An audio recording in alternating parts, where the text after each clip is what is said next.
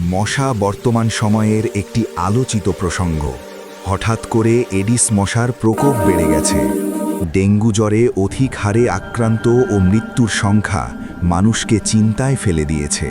একটি ছোট্ট জীব কিভাবে মানুষের মৃত্যুর কারণ হতে পারে তা সত্যিই ভাবনার বিষয়। মহাগ্রন্থ আল কোরআনে মশা নিয়ে আলোচনা রয়েছে। ক্ষুদ্র প্রাণী মশা কি আসলেই ব্যতিক্রম কোনো জীব, যার কারণে আল্লাহ তাআলা মশার উদ্ধৃতি পবিত্র কোরআনে তুলে ধরলেন? উল্লেখিত আয়াতে ৩টি বৈজ্ঞানিক বিষয়ের ইঙ্গিত পাওয়া যায়, যা ইতোমধ্যে প্রমাণিত হয়েছে। ১. গঠনগত কারণে মশার সৃষ্টি অন্য যে কোনো প্রাণী থেকে ভিন্ন, এমনকি অন্যান্য উড়ন্ত পতঙ্গ থেকেও ব্যতিক্রম। ২. কোরআনে ব্যবহৃত শব্দ বাউদা মূলত স্ত্রীবাচক শব্দ, যা নারী মশাকে বোঝায়।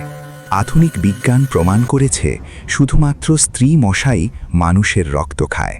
৩. মশার চেয়েও ভিন্ন পতঙ্গ রয়েছে যারা মশার উপর প্রভাব বিস্তার করে বা তাদের থেকেই রক্ত খায়।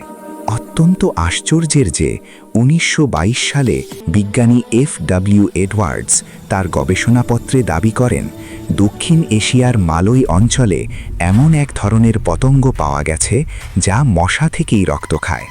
এই প্রাণীটির নাম কুলিকয়েডস অ্যানোফিলিস। মশার কথা আল্লাহ কেন কোরআনে উদাহরণ হিসেবে উল্লেখ করেছেন তা বুঝতে আধুনিক বিজ্ঞান আমাদের সহায়তা করেছে। তথ্যগুলো সত্যিই যে কাউকে ভাবনায় ফেলে দেয়। এর মধ্যে উল্লেখযোগ্য প্রায় ২৭০০ প্রজাতির মশা রয়েছে। মশার ১০০রও বেশি চোখ রয়েছে। মশার মুখে ৪৮টি দাঁত রয়েছে। একটি মশার ৩টি পূর্ণ হৃদযন্ত্র রয়েছে। মশার নাকে ৬টি পৃথক ছুরি রয়েছে এবং প্রত্যেকটির কাজ আলাদা। মশার শরীরে ডিজিটাল এক্স-রে মেশিন আছে, যা রাতের আধারে মানুষের চামড়া শনাক্ত করে। প্রত্যেক মশার রয়েছে অ্যানেস্থেশিয়া দেওয়ার বিশেষ ব্যবস্থা, যার মাধ্যমে রক্ত নেওয়ার সময় ব্যথা অনুভূত হয় না। রক্ত পরীক্ষার ব্যবস্থাও এদের রয়েছে, কারণ এরা সব ধরনের রক্ত পছন্দ করে না। মশা উড়ার সময় সেকেন্ডে প্রায় ৫০০ বার পাখা নাড়ায়। ১৮ ফুট দূর থেকেও তারা লক্ষ্য নির্ধারণ করতে পারে। পুরুষের তুলনায় নারী মশা বেশি দিন বাঁচে। যদিও আধুনিক বিজ্ঞান মশা সম্পর্কে অনেক তথ্য দিয়েছে, তবুও অনেক তথ্য এখনও অজানা, কারণ বর্তমান পরিস্থিতি নিয়ন্ত্রণে আধুনিক বিজ্ঞান হিমশিম খাচ্ছে।